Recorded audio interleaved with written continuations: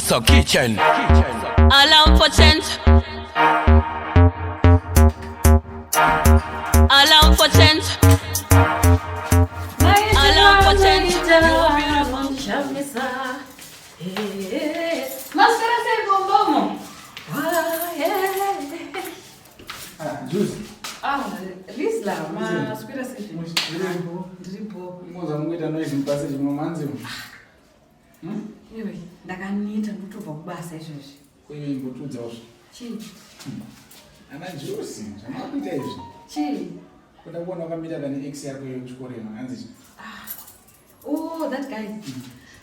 That guy takangosangana kurestaurant, so it's not what you think. But takangosangana kurestaurant ndobva tachinjana numbers, there's nothing much. But tikaona zvejuice uyu munhu wambodana naye hanzi. Azvizokonzeresere pamberi.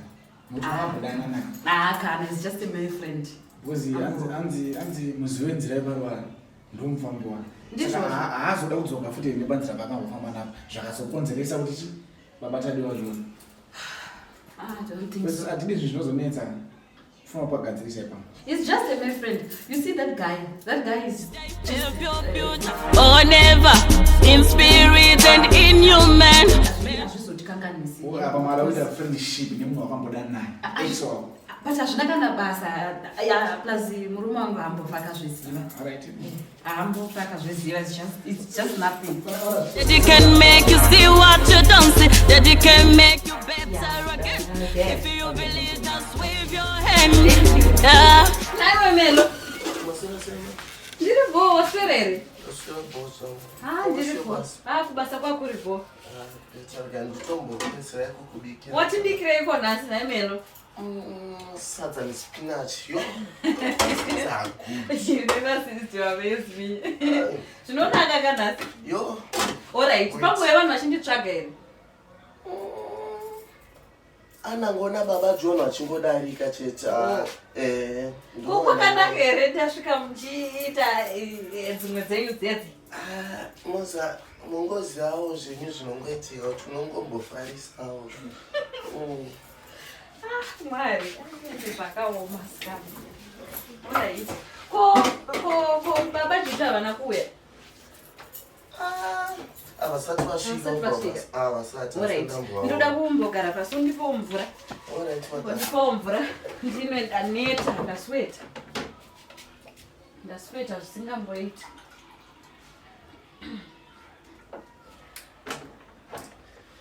Ende nasi kuri kupisa. Kuri kupisa ka? Waita basa. Naiwe Melo kapi glasi richiko. Inda ine ma fingerprints everywhere. Kasi hauchawa chini nemshongo wanakakutengera wewe. Aiwa chinja glass. Kana kuchitoreka. Sorry. Chitoreka appetite yangu yatopera yatoenda. Sorry ma. Yatoenda.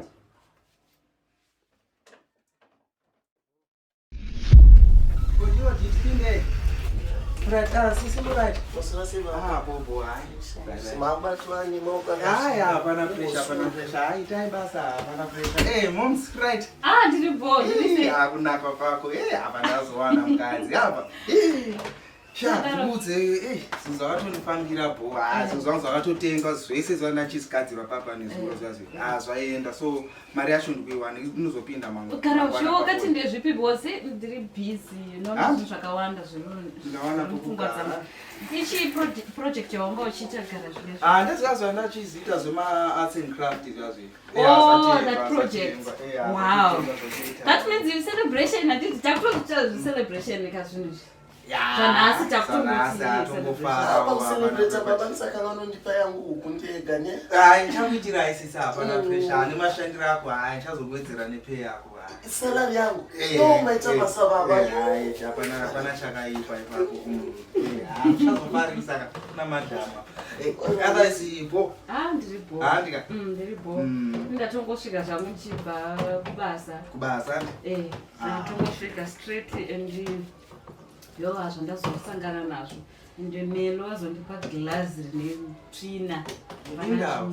aiwa zvindandichiti ndipowo mvura because ndandaneta Haisi problem. nasvika achitowa Anowanzira nebasa uona apa kubika apa kuita chi Anozikanwa munhu nawe nyama seglasses hazina pressure tongosiya zvakadaro so ya ungagoti chii handiti musikana wacho wakamuwana kumusha kwenyu alright basi ane respect indomufara kuti ane respect pachikafu chacho chinotonaka kukura sorry madam but It's okay, musazoita muchitaurisa ndafara netonzo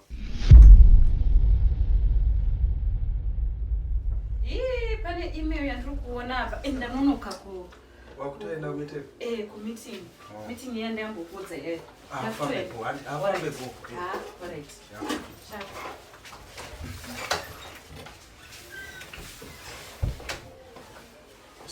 Pastor Baba Gambonos. Okay. Peace as here. Things of peace. Pastor say Mulher, esse meu Luzi? almost Vamos fazer uma blaze. Não, bonos tu. Okay. Ayo. Hey, right. Kusema leo nasazonifunga na. Bana mfana. Long time. Kana maita mara mjawani amfonire wangu. Ai, andataura kuti ndakabirwa foni zve. Saka Wene Wednesday nchibva kubasa. wewe wizere mai. Sikazi mchinda wangu. Unaona mazuva ndisikubatika. Kana zuri upenyu. Upenyu bichana kutotata. Kutobva kubasa izvezvi. Ndongona pangu mazuva ndakazopiwa leave ka. Ndipa leave 2 weeks. 2 weeks. Kutokangana ka. Zuru kana kati ndiri kukurosa kudai so ndakasangana na madam wako. Maita dio. Vanga vane mwe murume so ndingati murume mwe ngemusikamuziye but ex yawo yekuchikoro anozotakadza kuti simukadzi sana kana vari vese ndakakuza mukuwauza ndakati une zvimaita diwa zvakuita zvinogona kukonzeresa nokuti munhu wakambodana so ivo vakati hanzi hapana zvinokonzeresa so andisingazivi kuti muri kugarisana sei mumba muno muri kuwirirana here because zvinogona kunge zvakutotanga nokuti mukomana yezvesoka anotumari mari iwo mumwe wangu yes ungozamazama upenyu but iye mota yaanofamba nayo kana ukamuona mukoma wangu aita basa kozi sinambonditaurira ndasingazinungi nditori happy nini ava maybe vakupretenda kutosvika chibva kubasa ipapo zvinhu zvangu zvafamba bho tachifara izvezvo apo nezuro anosvika nerimwe juice 100% juice remango ndazoona chigubhu chacho vakatopiwa nemukomana yeye saka ndakada kuti ndikuudza mumwe wangu because inini newe tiri chimwe handidi kuzonza kuti marriage yenyadi yapesana nekuda kwaizvozvozvo so hanzi pane tsime inonzi hanzi simbi inorohwa ichapisa so kana watsura mukadzi wakasiyana nex yadi yaidani naye mutaro handibvunze wangu ndozozviita sei ndikudawo advice uzokubatsira because inini zvemusindo handizifani unoziva zvokurovarova mudzimai so ndozoita sei kana usingagoni urova mukadzi but mukadzi urova mukadzi ndina simba racho zvipera akauya ndimubvunza ndongonyarara chimbonyarara timboona pamberi apo kuona zvachinja ubvazochi nyaya yadini yatanga saka ona inandidini ndakandichimhanya ndangoti ngaingodarika newechi kuona mumwe wangu amaikuvhisa ngeti wangu wandigonera chazokangana kepi yako kana zokangana andikuona kwamasina kepi kai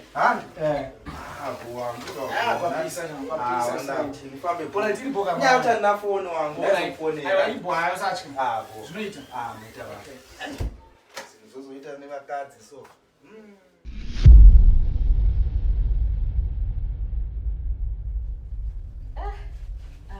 shamwari kumeeting kwataenda tazonoonana nevamwe vanhu vatata nenguva navo tisina mboonana mapledgings acho avanga vachitaura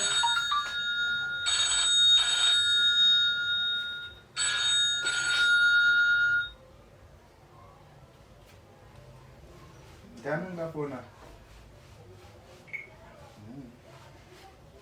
vanhu vekumeeting tokumwana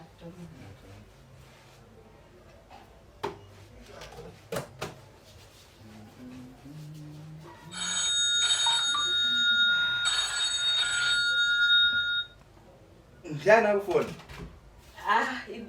vanhu masikamazi ari kufona. Usanyanya kunetseka zvako. Mai mwana emene. Aiwa. Muchikata mutwanga so. Aiwa, hapana kana emergency ngamboitika pa phone yangu. Yakakosha kupfuura iwe, you know. Yeah. Uchandibate ne. Uchandibate. Hatakuvigirana mafoni. Api? Ndikubvunza. Cause yangu phone yakabe. Akutofona futhi. Enano answer for phone yako. Aiwa. Sathi ndiyani. Maskamas. There's nothing to be worried about. Ndainzwa nyaya. Andina kudaro zvaunofunga iwe zvaurikufunga. So inini neyo takuvigirana cause yangu phone yakabiwa. Aiwa, let me sit down and explain. Hapana explain Asha. Hapana. No. Nyaya yako ndoiziva No. Let me tell you the truth. The truth is hapana kana chiripo, hapana kana munhu anombondifonera mascammers. I'm telling you the truth. Mazwana ine makeup eno amukutoarova. Aiwa, makeup kana kuti chi azvina kana pazvinopinda. But iwe utondichitira, Aiwa, I can't cheat on you. Pachuzitira izvozvo. Asi usikuguta here. What are you trying to say? I don't understand. Chero even maitiro ako mazwana okuita zokuspraya maperfume okubuda nezima meetings wako zvingaperi zokuchechi. Aiyo, usadaro. Tofana kugadzirisa nyaya. Hapana chinhu chinombogadzika nandi. Because hapana kana nyaya. Because kunditreata kunge mbudzi inini ndiri. Aiyo, apa mbotaura futi kuti wazvinzwa saka I don't understand. Apa kuzama kundivhara. Aiyo, I'm not closing you. I can't don't close me. Chandivhara. No, there's no way I can close you. Okay. It's serious. Chandivhara.